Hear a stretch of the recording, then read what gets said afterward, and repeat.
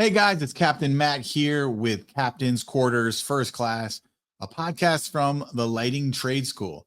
I know many of you are very familiar with our Lighting Trade School podcast, which includes myself, Shane GlowDaddy Duffy, and our mentor, Nate, the Illuminator Mullen.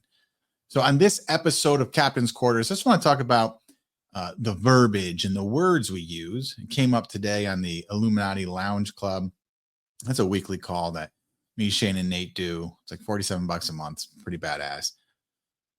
But someone was talking about the words because Nate was talking, and the words he uses when he's talking about lighting up a client's property, the architecture of their home, all of them matter. And this guy got it. Like, the difference in the words you use paint a different portrait. The words you're using are affecting how your clients hear it.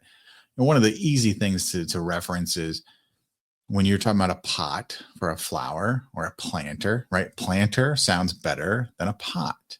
An urn sounds better than a planter.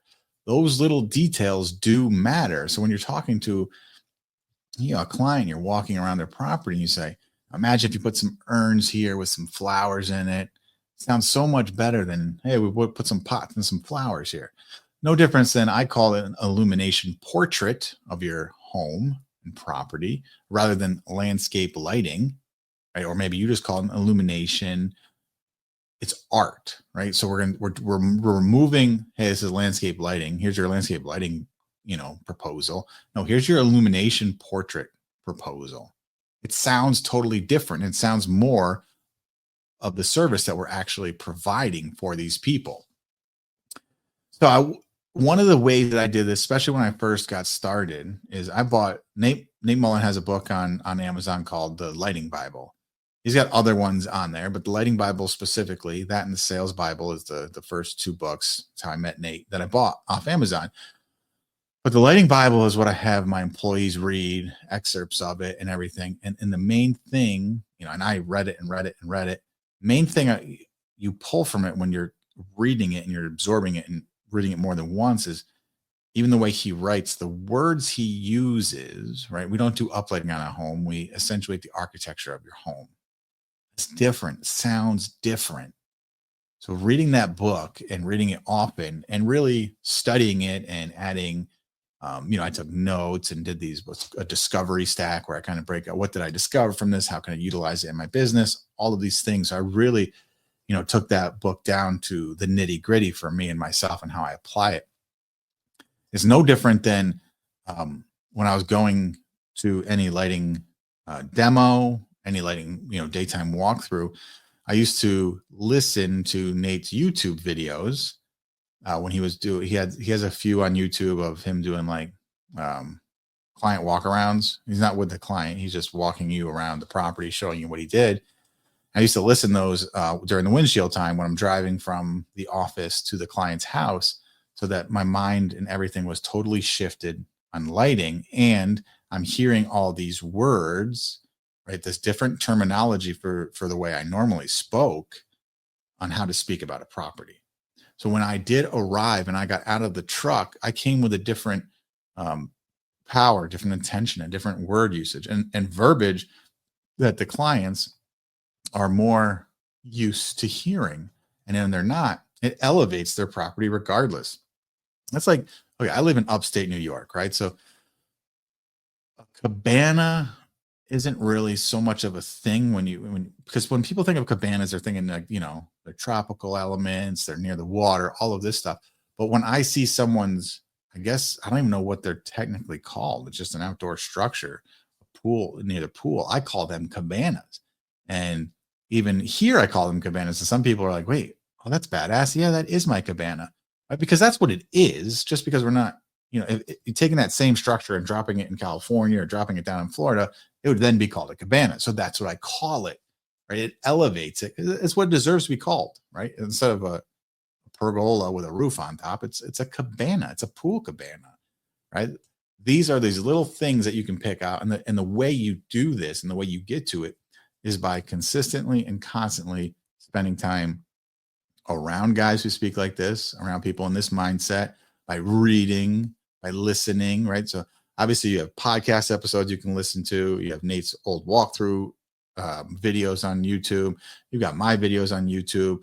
You've got Nate's book you can read, right? When you're getting serious and you want to change the terminology, when you're taking it, when you're getting leads and you don't want to keep losing the leads or end up becoming just a price guy of like, all right, I just need to be the lowest guy, or I don't think they'll pay this. I don't think they'll pay that. When you start changing your terminology, and it can help start changing your mindset as well. Because a lot of the guys that I have a mentoring program, and a lot of the guys in here, when they're just starting out in lighting, and they're like, will people actually pay for this?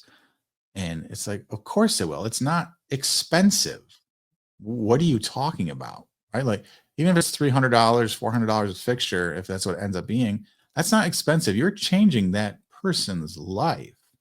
Your mindset, if you're scared and don't have the confidence to tell them this is what your property needs and this is how much it's going to cost, you're going to lose them because they'll know you don't have the confidence. They know there's something wrong. When you don't believe in your own pricing, that's on you. Of course, your client's not going to want to go through it or go for it or approve the project if you're scared to even say the price. You know, when the guys that I teach, train, educate, we use more fixtures than the normal 12 light installer, 12 to 20 lights. We use a lot more fixtures. So it ends up costing more. This isn't taking advantage of them. This is giving that homeowner what they want.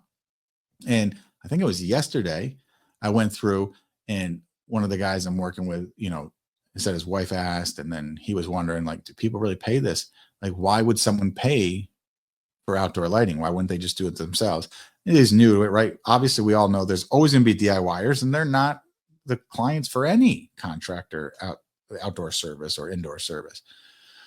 I was able to use his address and go to his home, right? And he bought, like a $355,000 home. And so I said to him, why'd you buy a $355,000 home? Why didn't you buy a $250,000 or $150,000? Why don't you just have a tiny home? Right. And he said, well, I wanted some more space. I wanted to be in a nicer neighborhood. I wanted to look good. I'm like, oh, okay, interesting. And then on Zillow had pictures of inside his home.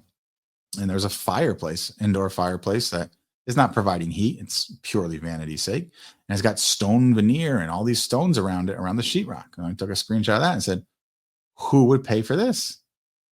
What value does this add? This costs a lot of extra money. One, they put a fireplace in that doesn't heat, so it's just for mood. Two, they didn't just put a fireplace, they put all this stonework all around it, which added a whole bunch to the final ticket. I promise, even though I don't know how much it cost. Who would pay for that? That's ludicrous. Then I saw a picture of his porch. His porch is huge. Why do you need a porch this big? I can't believe everyone, what's wrong with the grass? Why don't you just put your chairs on the grass? And all of this was to help him show him that he is no different. He is one of the people that is doing something that, why would they do it? And so if we ask someone, or if I told him, look back 10 years ago to your 10 years to yourself and tell yourself that you have a $355,000 house with a big ass porch and an indoor fireplace with badass stonework and everything around it, you would be like, yeah, right. I would just love to get a house. I would just love to be living somewhere I wasn't renting. Right. So there's always going to be somebody under you and somebody above you. When you have in your mindset that you wouldn't pay for something, your clients aren't going to pay for it from you either. So to be successful in outdoor lighting and not just, unless you're just going to do 12 light jobs and that's your business model, that's fine, whatever. If you want to be a guy who's an artist, doing illumination portraits, doing illuminations, doing all of these different things, you're going to have to break that mindset of spending with your wallet. Your clients aren't you. Your clients have moved past where you are in your life. You can get to where they're at, but right now you are not them, and you don't have their mindset. Right? They spent a lot of money working hard for their property. They want it to look nice. They spend a lot of money on the outside, on landscaping and hardscaping. Of course, there's value, and there's a ton of value in the lighting. Lighting, I could argue, changes everything the most. So it makes all space usable. Because without lighting, there is no space. Without lighting, you're not going to go use your hardscape. You're not going to use your new patio. You're not going to go to the back corner of your property. When you sit outside on your deck, The back property is just pitch black. So of course, lighting adds value, and people see value in a hardworking guy who's a great designer who can do a badass installation. So you have to break your own mindset and look around at everything you have in your life right now, no matter where you are in your life. There was a time in your life that you would have killed to be at where you are right now. So take the time to look back and realize how far you've come. So when you're looking at selling the services of lighting design, whether it's landscape lighting or Christmas, just remember those people could look back 10 years in themselves and think the same thing, right? Well, I can't believe someone pays someone to hang up their Christmas lights. I can't believe someone pays somebody, $300, $400 a fixture when I can go buy it at Home Depot for, $50. It's not the same mindset. It's not the same person, but they were where you are once. So just remember that you have to break that mindset and realize and truly believe that you are providing extreme value. Because when I go out to a property, there's no doubt in my mind the value I'm providing is a lot more than what I'm charging. Without a shadow of a doubt, I know I'm going to change that person's life if they hire me to light their home. No doubt about it. Can you say the same thing when you show up at a client's house? Can you walk in with that confidence, knowing if they allow you, you're going to change their life with outdoor lighting? So I would push everyone to get there, get into that mindset. It's going to take time. You're going to get sucked back in. You are not your client, but you should strive to be. So take notes. Who do you have to become to be the man that you're trying to be, or to be the woman that you're trying to be? To be the man or the woman that can afford to spend $40,000 on landscape lighting for just the backyard. Who do you have to become? Is it the guy who thinks that $5,000 lighting job is crazy and no one would ever pay it? No, of course not. There's a guy that can spend $40,000 in their backyard and just the lighting to just get started for just phase one. That's who your client is. That's who really will understand the value that you provide. So anyways, get after your mind, get after your clients, start pouring into your confidence. Do a demo every time. Do it on your own damn house. Do a demo every night. Try different things. Get confident. Buy Nate's book. Read it. Reread it. Take notes. Do journal entries. Listen to our podcast. Listen to Nate's videos. Bottom line is you can do it. You're going to have to overcome. It's not easy to change your mindset, but it can be done. You have to kill the old self to become the new self. I encourage all of you. You can do it if you want to do it. Now let's get after it. You can check out CaptainMattOutdoors.com. You can apply for mentorship. Right now I'm filled up, but you can, join the waiting list. So when a spot opens up, we can have a chat. All right, guys. Hope you have a great week. This has been Captain's Quarters First Class, a podcast from the Lighting Trade School.